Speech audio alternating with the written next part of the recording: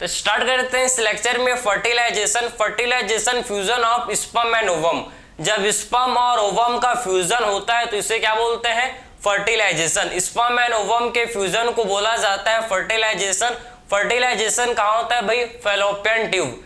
Fallopian tube के ampulla वाले reason में, फैलोपियन ट्यूब में जो एम्पुला वाला रीजन है वहां पर फर्टिलाइजेशन होता है, वहां पर फर्टिलाइजेशन होता है। ठीक है, तो फर्टिलाइजेशन एम्पुला में होता है। क्लियर? अब इस देखेंगे कौन कौन से इवेंट, कौन कौन से प्रोसेस होते हैं जो इसके लिए रेस्पॉन्सिबल, उसको डिस्कस करेंगे। सबसे पहला चीज, फर्टिलाइजेशन स्टार्ट किससे होता है भाई? इंसेमिनेशन से। इंसेमिनेशन क्या होता है भाई? Deposition. Deposition of sperm into female reproductive tract. जब स्पर्म का डिपोजिशन होता है भाई, स्पर्म का डिपोजिशन कहाँ होता है? फीमेल रिप्रोडक्टिव ट्रैक्ट में, इसे बोलता है इंसेमिनेशन। ठीक है, तो सबसे पहले इंसेमिनेशन होता है, समझो। सबसे पहले इंसेमिनेशन, इंसेमिनेशन का मतलब समझ गए? इंसेमिनेशन मतलब depositing sperm into female reproductive tract. इसका मतलब क्या होता है? Depositing sperm into female reproductive tract. ठीक है, डिपोजिटिंग स्पर्म, स्पर्म का डिपोजिशन मतलब स्पर्म का डिपोजिशन किसमें? Into female reproductive tract, FRT। Female reproductive tract में जब, फीमेल रिप्रोडक्टिव ट्रैक्ट में जब स्पर्म का डिपोजिशन हो जाता है, इसे बोलते हैं क्या? इसे बोलते हैं इंसेमिनेशन। ठीक है, इंसेमिनेशन। ठीक है, इंसेमिनेशन के बाद समझो, जैसे ही आप समझना ये क्या है भाई? ये यूट्रस। आप समझो कि यूट्रस है। ठीक है, आप समझना कि यूट्रस, ठीक है, इसको देखो, आप ये समझना कि यूट्रस है, ये यूट्रस है, आप समझो ये यूट्रस बन गया। आप ठीक है, यूट्रस ये देखो, तो ये जो है ये यूट्रस बन गया। ये है सर्विक्स, ये क्या है? इसे बोलेंगे सर्विक्स। ये सर्विक्स, ये वेजाइना। ठीक है, ये क्या हो गया? ये हो गया वेजाइना, ये वेजाइना, ये जो है ये बन गया वेजाइना। ठीक है, ये आप समझ आ रहे स्ट्रक्चर। और ये है भाई, ये देखो ये, ठीक है, ये एम्पुला स्थमस, एम्पुला इनफंडिबुलम बन के रेडी। ये भी इधर भी आप बना लें, देखो ये बन गया। ठीक है, तो आपको सारा स्ट्रक्चर आपको यहां पर शो हो रहा है। देखो ये सारा स्ट्रक्चर आपको शो हो रहा है। ठीक है, ये सारा स्ट्रक्चर आपको शो हो रहा है, समझे? ये सारा स्ट्रक्चर आपको शो हो रहा है। ठीक है, समझ है आपको? तो सबसे पहले आप समझो, सबसे पहले आपको समझना है, सबसे पहले क्या समझना है कि स्पर्म का डिपोजिशन कहां होता है भाई? वेजाइना में। ठीक है, सबसे पहले स्पर्म कहां डिपोजिट होगा? फीमेल रिप्रोडक्टिव ट्रैक्ट में। अब जो स्पर्म है देखो ये वेजाइना में एंटर कर चुका, ये है वेजाइना, ये पार्ट है वेजाइना। ठीक है, ये पार्ट है सर्विक्स, ये है सर्विक्स, और ये है क्या? ये है यूट्रस, ये है यूट्रस। ठीक है, ये क्या है भाई? इसे बोलेंगे यूट्रस। ठीक है, तो स्पर्म का डिपोजिशन हो चुका है भाई फीमेल रिप्रोडक्टिव ट्रैक्ट में। जो स्पर्म है ये पहुंच चुका है। ठीक है, मिलियंस ऑफ स्पर्म, ठीक है, मिलियंस ऑफ स्पर्म जो कि वेजाइना के अंदर एंटर करते हैं। मिलियंस ऑफ स्पर्म, 200 से 300 मिलियन ऑफ स्पर्म वेजाइना में एंटर करते हैं, लेकिन ठीक है मिलियंस ऑफ स्पर्म यहां मर जाते हैं। ठीक है, मिलियंस ऑफ स्पर्म यहां मर जाते हैं। क्यों भाई? क्योंकि वेजाइना का जो मीडियम है ये एसिडिक होता है। वेजाइना का मीडियम एसिडिक होता है, क्योंकि जिसके चलते वेजाइना में किसी भी, ठीक है, कोई भी मैक्रोब्स ग्रो ना करें। ठीक है, जिसके चलते समझो वेजाइना का जो मीडियम है ये एसिडिक होता है, कोई भी इन्फेक्शन ना हो। ठीक है, इन्फेक्शन ना हो बोल के, इसीलिए आप समझो कि वेजाइना का जो मीडियम है ये एसिडिक होता है, जिसके चलते जैसे ही स्पर्म एंटर करते हैं बहुत सारे स्पर्म खत्म हो जाते हैं, बहुत सारे स्पर्म का डेथ हो जाता है, डेथ हो जाता है। ठीक है, मिलियंस ऑफ स्पर्म वेजाइना में ही मर जाता है, मिलियंस ऑफ स्पर्म वेजाइना में ही खत्म हो जाता है। ठीक है, कुछ ही स्पर्म बचते हैं, कुछ ही 100 या फिर 1000 बोल सकते हो। ठीक है, थाउजेंड्स ऑफ स्पर्म आपके बचते हैं। ठीक है, थाउजेंड्स ऑफ स्पर्म सर्विक्स के थ्रू। ठीक है, सर्विक्स से समझो थाउजेंड्स ऑफ स्पर्म सर्विक्स से आपके यूट्रस में पहुंच पाता है, यूट्रस में पहुंच पाता है। ठीक है, उसके बाद 100 ऑफ स्पर्म, सिर्फ 100 ऑफ स्पर्म जो कि फाइनली ये एम्पुला वाले रीजन में पहुंच पाता है। ठीक है, 100 ऑफ स्पर्म जो कि एम्पुला वाले रीजन में ये पहुंच पाता है, ठीक है, एम्पुला वाले रीजन में ये पहुंच पाता है, समझ है आपको। तो फाइनली ये ओवम, ये सेकेंडरी ओसाइट बैठा है भाई, इंतजार कर रहा है, आओ मेरा, I am waiting for you, ठीक है, समझे, I am waiting for you. इसको यहां देखो, ये है सेकेंडरी ओसाइट, ठीक है, सेकेंडरी ओसाइट बैठा है, ठीक है, स्पर्म का इंतजार करते हुए सेकेंडरी ओसाइट वेट कर रहे हैं भैया, ठीक है।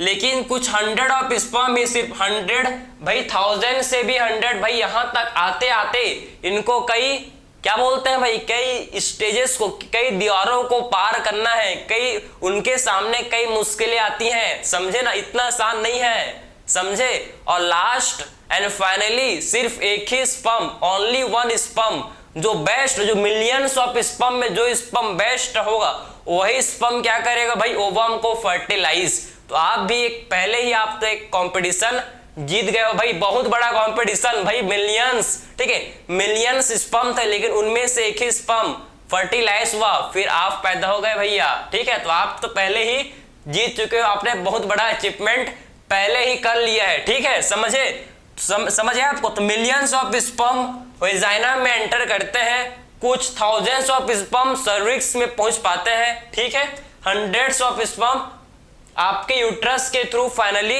एम्पुला वाले रीजन में पहुंच पाते हैं। ओनली 100 ऑफ स्पर्म्स बोल सकते हो कि सिर्फ, ठीक है, कहां पहुंच पाते हैं भाई, एम्पुला वाले रीजन में पहुंच पाते हैं, ठीक है। अब क्या होगा, ये स्पर्म इसको फर्टिलाइज नहीं कर सकता, पहले स्पर्म का कैपेसिटेशन, पहले स्पर्म इसको मतलब जैसे स्पर्म एंटर किया वैसे फर्टिलाइजेशन नहीं कर सकता, पहले स्पर्म क्या करेगा भाई, स्पर्म का पहले क्या होगा, उसको पहले सजाया जाएगा, स्पर्म पहले रेडी होगा, समझे ना, पहले स्पर्म रेडी होगा, समझे, बिना रेडी उसको कैपेसिटी चाहिए, उसको कैपेसिटी ऑब्टेन करेगा भाई, इतना आसान नहीं है, ठीक है, इतना आसान नहीं है करना, ठीक है। पहले सबसे पहले स्पर्म ताकतवर बनेगा, सबसे पहले इसका ट्रेनिंग होगा, समझे, इसको पहले ताकत मिलेगा, ठीक, समझे, तभी ये सेकेंडरी oocyte को ये फर्टिलाइज कर सकता है, ठीक है।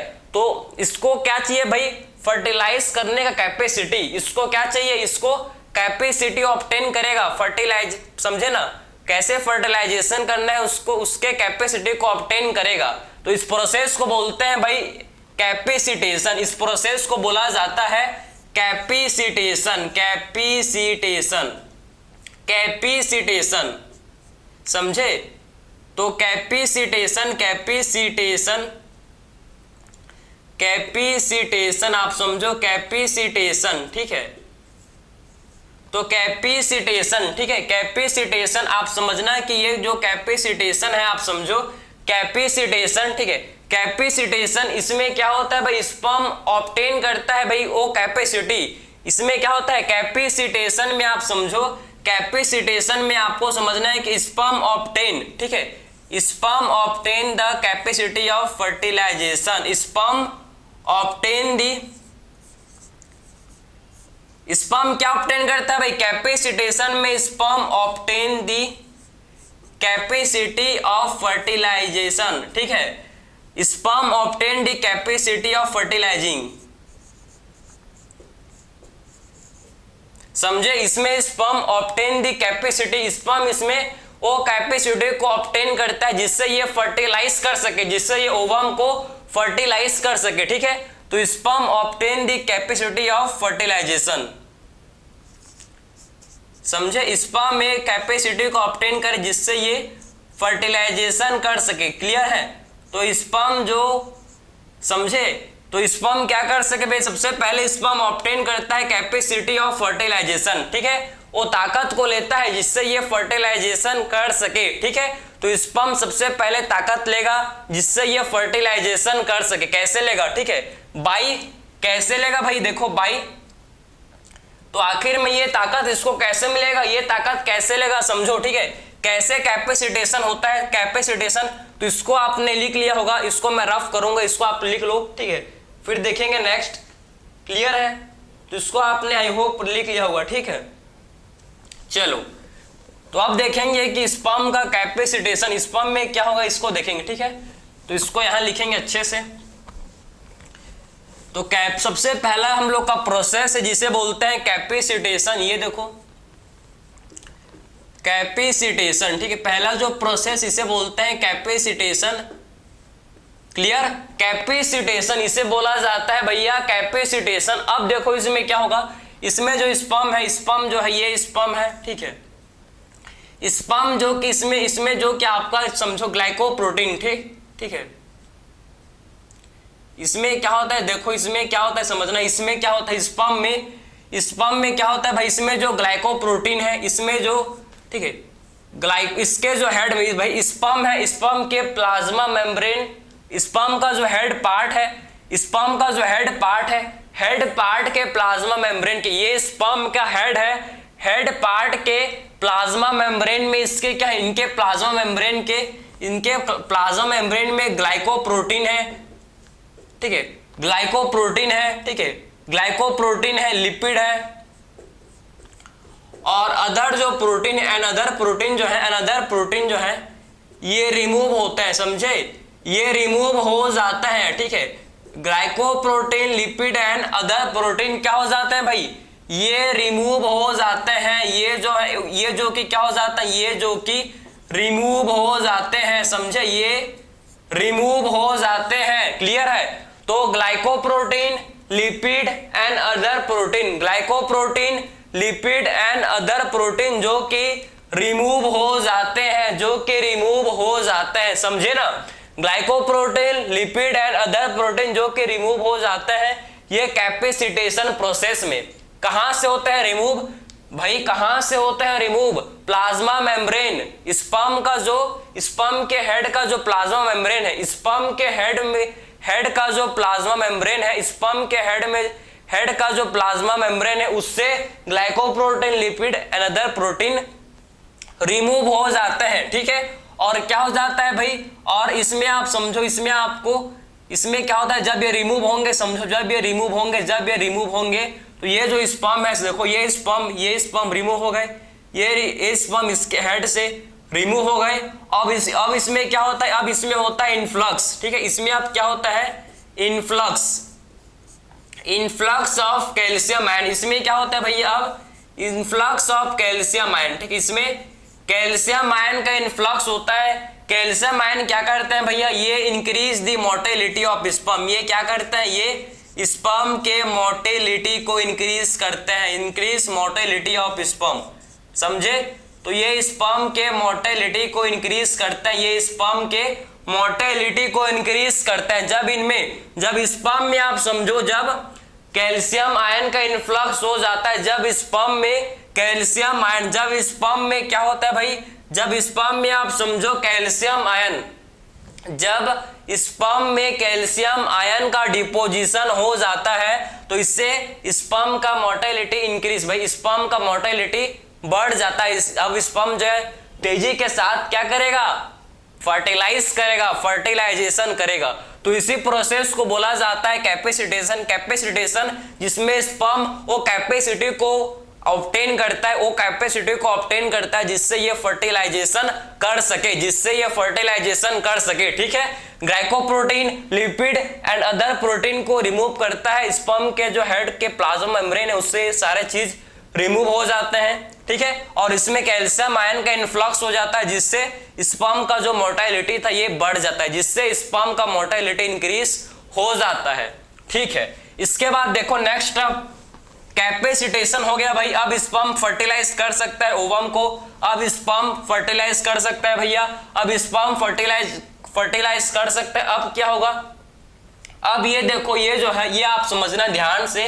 अब इसके बाद एक्रोसोमल रिएक्शन होगा, इसके बाद क्या होगा, अब एक्रोसोमल रिएक्शन, ठीक है, ये समझो कि ये जो है ये है,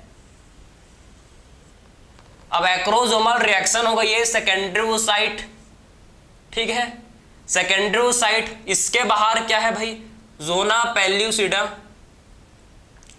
इसके बाहर जोना पेल्यूसिडा, इसके बाहर क्या है, जोना पेल्यूसिडा, इसके बाहर जोना पेल्यूसिडा, ये इसके बाहर क्या पेंट, जोना पेल्यूसिडा, ठीक है, और इसके बाहर आप क्या प्रेजेंट, इसके बाहर कोरोना रेडिएटा के सेल है, इसके बाहर कोरोना रेडिएटा के सेल, इसके बाहर कोरोना रेडिएटा के सेल प्रेजेंट है, ठीक है। ये देखो ये हो गया, ये हम लोग का बन गया भाई, ठीक है। सेकेंडरी oocyte का स्ट्रक्चर, इसको ओवम नहीं बोलेंगे, इसे अभी सेकेंडरी oocyte बोलेंगे। सेकेंडरी oocyte का स्ट्रक्चर ये जो है इसे बोलेंगे, ये है कोरोना रेडिएटा, इसे बोलेंगे कोरोना रेडिएटा, ठीक है। इसे बोला जाएगा कोरोना रेडिएटा, ठीक है। इसे बोलेंगे कोरोना रेडिएटा। ये जो लेयर है इसे बोला जाएगा, ये जो है इसे बोलेंगे। इनके बीच में क्या प्रेजेंट है भाई, इनके बीच में कोरोना रेडिएटा के सेल के बीच में क्या प्रेजेंट है, इनके बीच में हाइल्यूरोनिक एसिड, ठीक है। इनके बीच में क्या प्रेजेंट है, इनके बीच में प्रेजेंट है जिसे बोलेंगे हाई एल्यूरोनिक एसिड, हाई एल्यूरोनिक एसिड, ठीक है। हाई एल्यूरोनिक एसिड इसे बोलेंगे हाई एल्यूरोनिक एसिड, इसे बोला जाएगा हाई एल्यूरोनिक एसिड, ठीक है। तो इसे हम लोग क्या बोलेंगे, हाई एल्यूरोनिक एसिड बोलेंगे, इसे हाई एल्यूरोनिक एसिड बोला जाएगा। और सबसे जो अंदर का लेयर है, ठीक है, ये जो अंदर का लेयर है ब्लू कलर का, इसे बोलेंगे, ये जो है इसे बोला जाएगा भाई जोना पेल्यूसिडा। ये जो लेयर है इसे बोलते हैं जोना पेल्यूसिडा, इसे बोला जाता है जोना पेल्यूसिडा, पेल्यूसिडा, ठीक। इसे बोलेंगे जोना पेल्यूसिडा, इसे बोला जाएगा जोना पेल्यूसिडा, ठीक है, समझे। तो आखिर में सेकेंडरी oocyte को कौन कौन से लेयर बाहर से घेरे हुए हैं भाई, ठीक है। तो आखिर में सेकेंडरी oocyte को कौन कौन से लेयर इसको बाहर से प्रोटेक्ट या घेरे हुए हैं। इसके बाहर ये सेकेंडरी oocyte है भैया ना, ये सेकेंडरी oocyte है, ये सेकेंडरी oocyte है, समझो सेकेंडरी oocyte है। इसके बाहर कौन से लेयर है भाई, इसके बाहर समझो आपके हैं जोना पेल्यूसिडा का लेयर, जोना पेल्यूसिडा। उसके बाहर आपको मिलेंगे कोरोना रेडिएटा, और कोरोना रेडिएटा आपस में कनेक्टेड है किससे, हाई एल्यूरोनिक एसिड से। अब देखो सबसे पहले ये तो आपका कैपेसिटेशन हो गया, ये हम लोग का कैपेसिटेशन रिएक्शन कंप्लीटेड। अब हम लोग का स्टार्ट हुआ जिसे बोलते हैं एक्रोसोमल रिएक्शन, ठीक है। नेक्स्ट रिएक्शन जो स्टार्ट हुआ जिसे बोलते हैं एक्रोसोमल रिएक्शन, ठीक है। नेक्स्ट रिएक्शन जो स्टार्ट हुआ इसे बोलते हैं एक्रोसोमल रिएक्शन, एक्रोसोमल रिएक्शन। ये जो एक्रोसोमल रिएक्शन है ना, ये हम लोग का जो एक्रोसोमल रिएक्शन है, इसमें सबसे पहले समझो कि जो स्पर्म है, आपको पता है कि स्पर्म के हेड में आपका क्या होता है भैया, कैप लाइक स्ट्रक्चर, जिसे बोलते हैं क्या, एक्रोसोम। स्पर्म के हेड में कैप लाइक स्ट्रक्चर है, इसे क्या बोलते हैं, इसे बोलते हैं एक्रोसोम। और एक्रोसोम हमको पता है कि एक्रोसोम क्या, ठीक है, एक्रोसोम में क्या होता है, इसमें आपके स्पर्म लाइसिन, इसमें आपका क्या होता है प्रेजेंट, इसमें स्पर्म लाइसिन होता है, ठीक है। तो एक्रोसोम में क्या होता है, इनमें स्पर्म लाइसिन होते हैं प्रेजेंट, ठीक है। तो भाई स्पर्म है, स्पर्म के हेड जो कि कैप लाइक स्ट्रक्चर है, कैप लाइक स्ट्रक्चर जिसे बोलते हैं acrosome. Acrosome consist of sperm lysine. Acrosome में क्या होते हैं भाई, स्पर्म लाइसिन होते हैं, जो स्पर्म के मतलब जो क्या करते हैं भाई, जो स्पर्म लाइसिन मतलब जो कोरोना रेडिएटा, हाइल्यूरोनिक एसिड, जोना पेल्यूसिडा, इनको ब्रेक करेंगे, इनको पेनिट्रेट करेंगे, समझे। स्पर्म लाइसिन ओवम के वाल को क्या करते हैं भाई, ओवम का जो लेयर है उसको पेनिट्रेट करता है, ये इसको पेनिट्रेट करता है, समझे। और इसमें आपको देखने को मिलेगा फर्टिलाइजिन, ठीक है। इसमें एंटी फर्टिलाइजिन होते हैं जो कि सेम स्पीसीज है कि नहीं उसको क्या करते हैं भाई, शो करते हैं, ठीक है। स्पीसीज समझे ना, स्पीसीज स्पेसिटी के लिए रेस्पॉन्सिबल होते हैं, वो तो आपका डीप हो जाएगा, हटाओ। ये समझ गए कि स्पर्म के हेड में एक्रोसोम होता है जिसमें स्पर्म लाइसिन होता है, ठीक है। स्पर्म लाइसिन कौन कौन सा होता है भैया, स्पर्म लाइसिन एक हम लोग का है जिसे बोलते हैं कोरोना पेनिट्रेटिंग एंजाइम, इसे बोला जाता है कोरोना पेनिट्रेटिंग एंजाइम, ठीक है। इसे बोलते हैं कोरोना पेनिट्रेटिंग एंजाइम, ठीक है। Penetrating, corona penetrating enzyme, penetrating enzyme, ठीक है, समझे। सो कोरोना पेनिट्रेटिंग एंजाइम, कोरोना पेनी, ठीक है, corona penetrating corona penetrating enzyme. सबसे पहला एंजाइम है कोरोना पेनिट्रेटिंग एंजाइम, ठीक है, जो क्या करेगा, थोड़ा सा इसको ऊपर लिखेंगे, यहां पर स्पेस में पा रहा है, ठीक, थोड़ा सा इसको ऊपर की तरफ लिखेंगे, ठीक है। तो सबसे पहला है जिसे बोलते हैं कोरोना पेनिट्रेटिंग एंजाइम, जिसे कोरोना पेनिट्रेटिंग एंजाइम बोलते हैं, ठीक है। कोरोना पेनिट्रेटिंग एंजाइम ये क्या करेगा भाई, ये किसको पेनिट्रेट करेगा, ये कोरोना रेडिएटा को पेनिट्रेट करेगा, ये corona penetrating enzyme corona radiata को पेनिट्रेट करेगा। सेकंड जो होता है इसे बोलते हैं हाई एल्यूरोनिडेज, इसे बोला जाता है हाई एल्यूरोनिडेज, हाई एल्यू, ठीक है, हाई एल्यूरोनिडेज, ठीक है, हाई एल्यूरोनिडेज। ये किसको ब्रेक करेगा भाई, हाइलुरोनिक एसिड को ये ब्रेक करेगा, ये हाइलुरोनिक एसिड को ब्रेक करेगा। हाई एल्यूरोनिडेज जो कि हाई एल्यूरोनिडेज जो कि हाई एल्यूरोनिक एसिड को ब्रेक करेगा।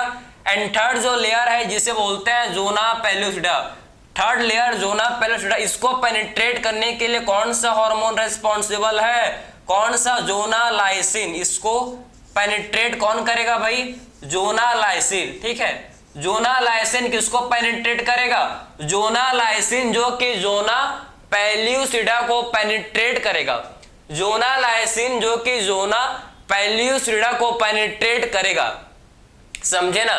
तो जोनालाइसिन जो कि जोना पेल्यूसिडा को पेनिट्रेट करेगा, ये हम लोग का हो गया भैया एक्रोसोमल रिएक्शन। एक्रोसोमल रिएक्शन जिसमें क्या होता है भाई, एक्रोसोम, जिसके एक्रोसोम में क्या है, इसमें स्पर्म के एक्रोसोम में भाई स्पर्म लाइसिन होता है, स्पर्म लाइसिन होता है किसमें, स्पर्म के एक्रोसोम में स्पर्म लाइसिन होते हैं, जैसे कि corona penetrating enzyme hyaluronidase zonalysin. ये corona penetrating enzyme corona radiata को पेनिट्रेट करेगा। हाई एल्यूरोनिडेज ये हाइलुरोनिक एसिड को पेनिट्रेट करेगा, ठीक है। पेनिट्रेट का मतलब ब्रेक करेगा, तोड़ देगा भैया, समझे ना। तो पेनिट्रेट का मतलब तोड़ देगा भैया, घुस के टोर के अंदर घुसेगा स्पर्म, ठीक है, समझ है आपको। लास्ट जो कि जोनालाइसिन, जोनालाइसिन किसको ब्रेक करेगा, जोनालाइसिन जोना पेल्यूसिडा को ब्रेक करेगा, ठीक है। तो जोनालाइसिन जो कि किसको ब्रेक करेगा, जोना पेल्यूसिडा को ब्रेक करेगा। अब देखो जी जो स्पर्म है, ये देखो, ये स्पर्म तीनों लेयर को पेनिट्रेट करके फाइनली कहां पहुंच गया, ये स्पर्म जो कि तीनों लेयर को पेनिट्रेट करके इसके हेड है, देखो, ठीक है, तीनों लेयर को पेनिट्रेट करके स्पर्म, ये देखो आपकी फाइनली ये जो स्पर्म है, ये स्पर्म फाइनली, ठीक है, ये फाइनली स्पर्म कहां पहुंच गया भाई, ये स्पर्म फाइनली सेकेंडरी oocyte को टच, सेकेंडरी oocyte के प्लाज्मा मेम्ब्रेन को टच कर लिया। अब ये जो स्पर्म है, ये आप देखो, इसको मैं थोड़ा सा बड़ा बनाऊंगा, ठीक है, बड़ा बनाऊंगा जिससे आपको दिखेगा, ठीक है, जिससे आपको अच्छे से दिखेगा। अब ये जो स्पर्म है देखो, सेकेंडरी oocyte के प्लाज्मा मेम्ब्रेन को टच कर चुका है, ठीक है। अब ये स्पर्म सेकेंडरी oocyte के प्लाज्मा मेम्ब्रेन को टच कर चुका, ये टच कर चुका है, ठीक है, ये टच कर चुका है, देखो ये टच कर चुका है, ठीक है। अब ये स्पर्म सेकेंडरी oocyte के प्लाज्मा मेम्ब्रेन को टच कर चुका है, मतलब अब क्या होगा भैया, अब तो होगा खतरनाक, ठीक है। अब देखो अब क्या होगा, ठीक है, तो ये आपने समझ लिया। जैसे स्पर्म सेकेंडरी oocyte के प्लाज्मा मेम्ब्रेन के कांटेक्ट में आता है, जैसे स्पर्म सेकेंडरी oocyte के प्लाज्मा मेम्ब्रेन के कांटेक्ट में आता है भाई, इससे क्या होता है, इससे आप देखो, इससे आप क्या होता है भाई, इससे जो सेकेंडरी oocyte है इसका जो प्लाज्मा मेम्ब्रेन, ठीक है, ये जो प्लाज्मा मेम्ब्रेन है आप समझना, इसको यहां समझो कि जैसे स्पर्म ने आप समझो, ठीक है, जैसे स्पर्म ने, ठीक है, ये oocyte, ये जो सेकेंडरी oocyte था इसके प्लाज्मा मेम्ब्रेन को, ठीक है, इसके प्लाज्मा मेम्ब्रेन, ये जो ये है भाई क्या, ये सेकेंडरी oocyte है, ठीक है, सेकेंडरी oocyte है, ये सेकेंडरी oocyte है, ये इसका प्लाज्मा मेम्ब्रेन है, ठीक है, ये इसका प्लाज्मा मेम्ब्रेन है। तो जैसे स्पर्म ने इसके प्लाज्मा मेम्ब्रेन को टच किया, जैसे ही इसके स्पर्म ने प्लाज्मा मेम्ब्रेन को टच किया, तो प्लाज्मा मेम्ब्रेन जो कि डीपोलराइज हो जाता है, ठीक है। प्लाज्मा मेम्ब्रेन क्या होता है, प्लाज्मा मेम्ब्रेन का डीपोलराइजेशन, प्लाज्मा मेम्ब्रेन का क्या हो जाता है, डीपोलराइजेशन। समझ है आपको, क्या होता है भैया, प्लाज्मा मेम्ब्रेन डीपोलराइज कर जाते हैं। प्लाज्मा मेम्ब्रेन का डीपोलराइजेशन कब होगा, जब स्पर्म ने सेकेंडरी oocyte के प्लाज्मा मेम्ब्रेन को, ये जो सेकेंडरी oocyte के प्लाज्मा मेम्ब्रेन को टच किया, जैसे ही स्पर्म ने सेकेंडरी oocyte के प्लाज्मा मेम्ब्रेन को टच किया, प्लाज्मा मेम्ब्रेन डीपोलराइज। पहले नेगेटिव चार्ज था, पहले अंदर आपका नेगेटिव चार्ज था, नेगेटिव चार्ज पहले अंदर क्या था भाई, पहले अंदर नेगेटिव चार्ज था, लेकिन अब जैसे स्पर्म ने आया तो ये नेगेटिव चार्ज जो कि पॉजिटिव चार्ज में कन्वर्ट हो गया, ये नेगेटिव चार्ज पॉजिटिव चार्ज में कन्वर्ट हो गया, ये नेगेटिव चार्ज जो कि पॉजिटिव चार्ज में कन्वर्ट हो गया, समझे ना। इसको बोलते हैं डीपोलराइजेशन। इसे बोला जाता है क्या, नेगेटिव चार्ज का कन्वर्जन पॉजिटिव चार्ज में, इसे बोलते हैं डीपोलराइजेशन। जैसे ही मेम्ब्रेन डीपोलराइज होगा, जैसे ही मेम्ब्रेन डीपोलराइज होगा, फर्दर और स्पर्म इसके अंदर एंटर नहीं कर सकते, फर्दर और स्पर्म इसको फर्टिलाइज नहीं कर सकते, और फर्दर स्पर्म का एंट्री रुक जाएगा, ठीक है। और दूसरे स्पर्म, भाई एक ही स्पर्म फर्टिलाइज करेंगे। सबसे पहले जो स्पर्म सेकेंडरी oocyte को टच किया, उसके प्लाज्मा मेम्ब्रेन को टच किया, उसके बाद क्या होता है, जैसे डीपोलराइजेशन होता है, इसका मतलब है फास्ट ब्लॉक टू पॉलीस्पर्मी। इसका मतलब क्या है, इसका मतलब है फास्ट ब्लॉक टू पॉलीस्पर्मी, ठीक है।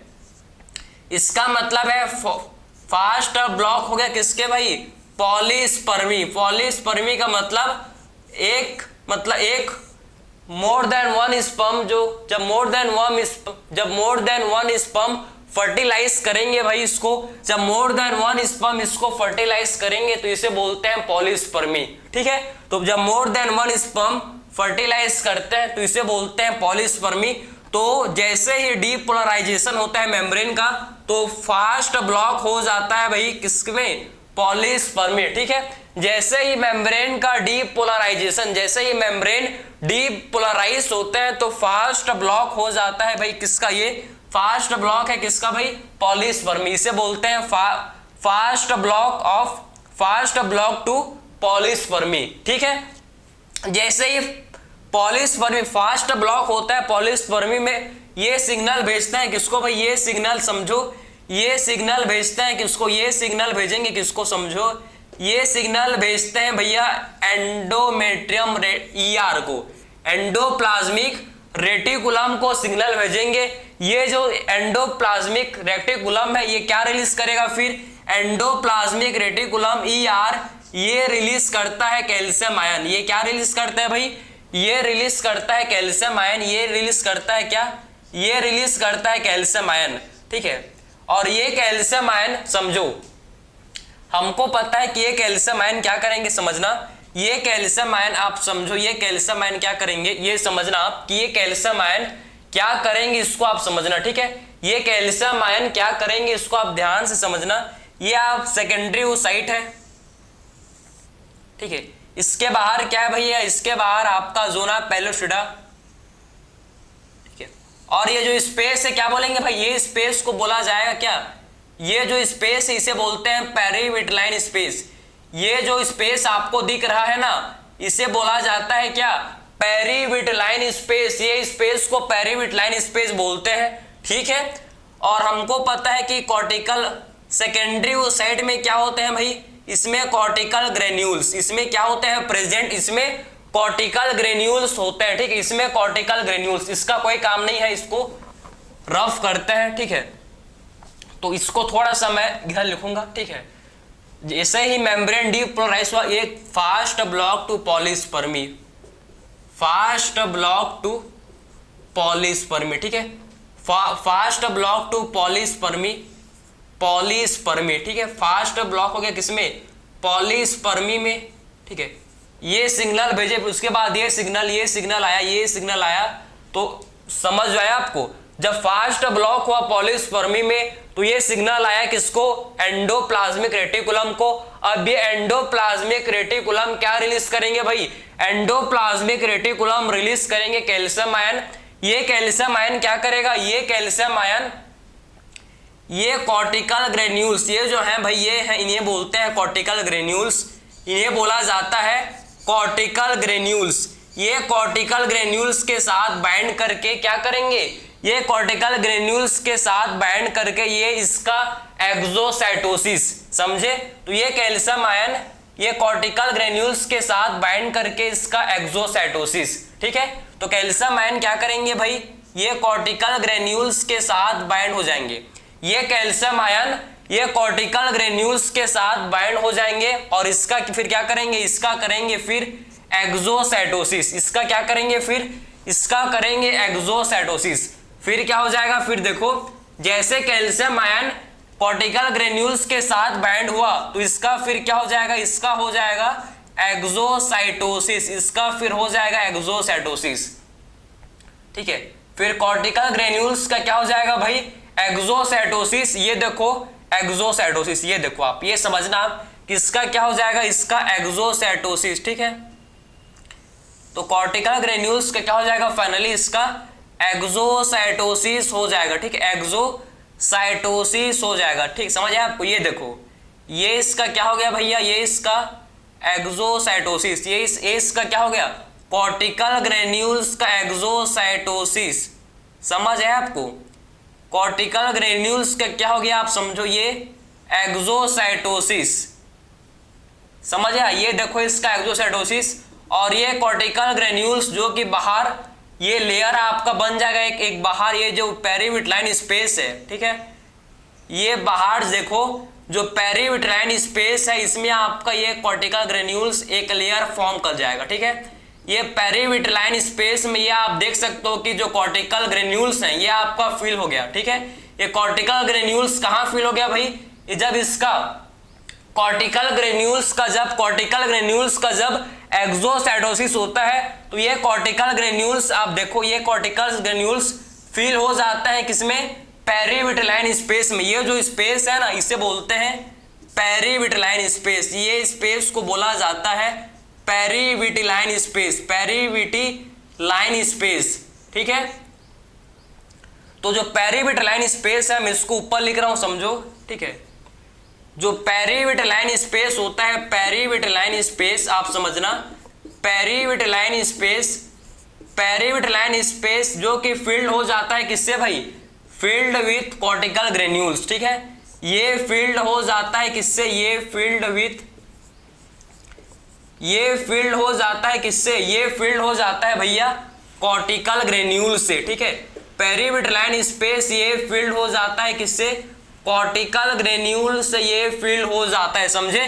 तो पेरीविटलाइन स्पेस जो कि कॉर्टिकल ग्रेन्यूल से ये फिल हो जाता है, समझ है आपको।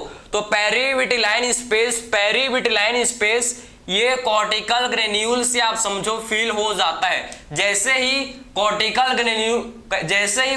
ग्रेन्यूल्स का एक्सोसाइटोसिस होगा तो ये पेरीविटलाइन स्पेस फिल हो जाता है कॉर्टिकल ग्रेन्यूल से, समझे ना, समझ आया।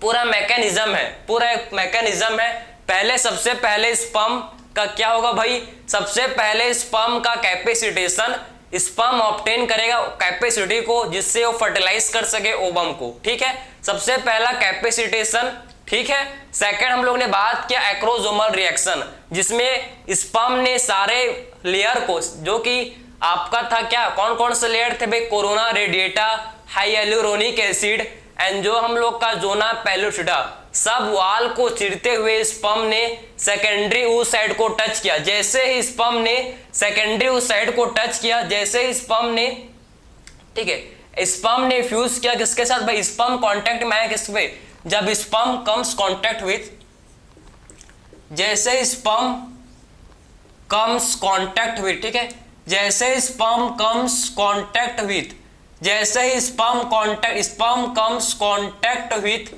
किसके साथ भाई, जब स्पर्म जैसे ही प्लाज्मा मेम्ब्रेन के कांटेक्ट में आता है, जैसे स्पर्म प्लाज्मा मेम्ब्रेन के कांटेक्ट में आता है, मियोसिस टू कंप्लीटेड, इससे क्या होता है भैया, ये इससे आपका मियोसिस टू कंप्लीट हो जाता है, मियोसिस टू कंप्लीट। और इससे क्या बनता है, इससे हम लोग का बनता है ओवम का फॉर्मेशन। इससे आप समझो इससे ओवम का फॉर्मेशन हो जाता है। इससे आप समझना कि इससे ओवम का फॉर्मेशन, ये जो है ओवम बन गया, ये ओवम का फॉर्मेशन हो गया, ओवम का फॉर्मेशन। और सेकेंड चीज इसमें जो बनता है सेकेंड पोलर बॉडी। और क्या बनता है इसमें, इसमें फॉर्म होता है सेकेंड पोलर बॉडी। ये फॉर्म होता है जिसे बोलते हैं सेकेंड पोलर बॉडी। समझ आया आपको?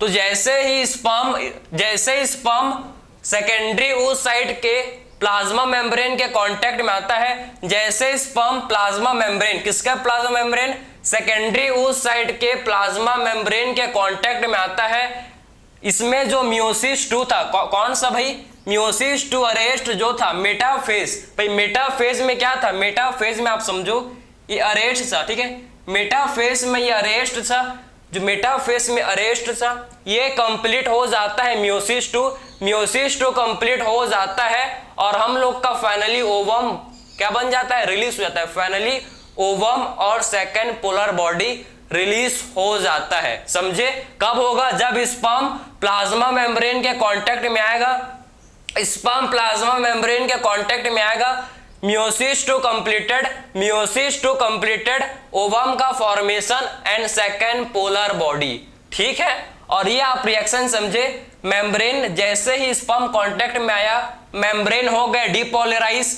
मेम्ब्रेन हो गए डीपोलराइजेशन, मेम्ब्रेन का डीपोलराइजेशन हो गया और ये जो है ये फास्ट ब्लॉक होता है पॉलीस्पर्मी के लिए। और ये जैसे ही फास्ट ब्लॉक होता है पॉलीस्पर्मी के लिए, जैसे ही फास्ट ब्लॉक होता है पॉलीस्पर्मी के लिए, ये सिग्नल भेजता है किसको भाई, एंडोप्लाज्मिक रेटिकुलम को सिग्नल भेजता है। एंडोप्लाज्मिक रेटिकुलम ये रिलीज करते हैं कैल्शियम आयन और ये कैल्शियम आयन ये कॉर्टिकल ग्रेन्यूल्स के साथ बाइंड कर जाता है। ये कैल्शियम आयन कॉर्टिकल ग्रेन्यूल्स के साथ बाइंड कर जाता है। कॉर्टिकल ग्रेन्यूल्स ये सेकेंडरी oocyte के अंदर होते हैं प्रेजेंट, इसके साथ कैल्शियम आयन बाइंड कर जाता है जिससे कॉर्टिकल ग्रेन्यूल्स का एक्सोसाइटोसिस होता है। जिससे क्या होता है भाई, जिससे कॉर्टिकल ग्रेन्यूल्स का एक्सोसाइटोसिस। और एक्सोसाइटोसिस जब होगा, जब एक्सोसाइटोसिस होगा कॉर्टिकल ग्रेन्यूल्स का, तो ये आपके पेरीविटलाइन स्पेस में आप समझो, पेरीविटलाइन स्पेस में ये आपके कॉर्टिकल ग्रेन्यूल्स भर जाता है, फिल हो जाते हैं। ये कॉर्टिकल ग्रेन्यूल्स कहां फिल हो जाएंगे भाई, ये कॉर्टिकल ग्रेन्यूल्स पेरीविटलाइन स्पेस में, पेरीविटलाइन स्पेस में कॉर्टिकल ग्रेन्यूल्स फिल हो जाएंगे।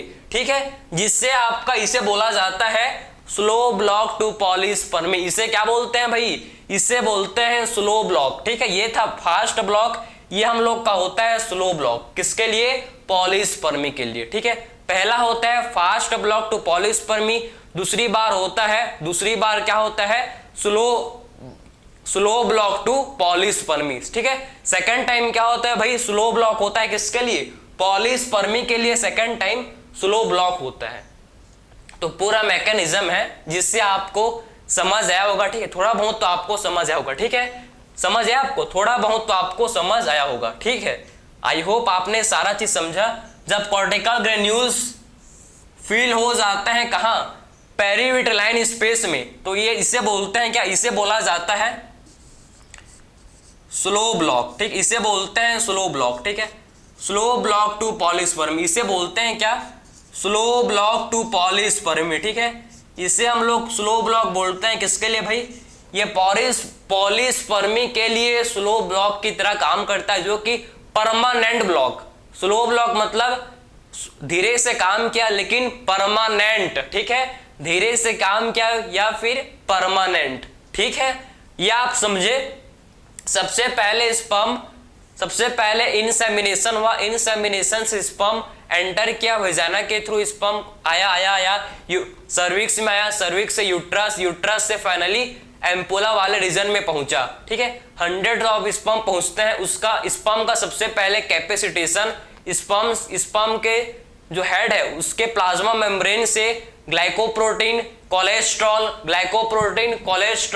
ठीक है, लिपिड नहीं था sorry, cholesterol and other proteins क्या होते हैं भाई, स्पर्म के हेड से रिमूव होते हैं और स्पर्म में कैल्शियम आयन का इन्फ्लक्स होता है जिससे स्पर्म का मोर्टेलिटी इंक्रीज हो जाता है। ठीक है, उसके बाद एक्रोसोमल रिएक्शन, एक्रोसोमल रिएक्शन जिसमें आप समझना कि स्पर्म का जो हेड वाला पार्ट है उसमें आपका कैप लाइक स्ट्रक्चर एक्रोसोम होते हैं। एक्रोसोम में आपके क्या होते हैं भाई, एक्रोसोम में आपके स्पर्म लाइसिन, जैसे कि कोरोना पेनिट्रेटिंग एंजाइम जो कि कोरोना रेडिएटा को पेनिट्रेट करेंगे। आपके उसमें होते हैं hyaluronic acid, hyaluronic acid hyaluronidase membrane को पेनिट्रेट करेंगे। ठीक है, क्लियर हो रहा है आपको। ठीक है, थर्ड हम लोग का है जोनालाइसिन। जोनालाइसिन किसे पेनिट्रेट करेंगे भाई, जोनालाइसिन जोना पेल्यूसिडा को पेनिट्रेट करेंगे। और फाइनली जो है sperm, finally sperm secondary oocyte के कांटेक्ट में आ जाएगा, मतलब स्पर्म जो है सेकेंडरी oocyte के प्लाज्मा मेम्ब्रेन के कांटेक्ट में आ चुका है।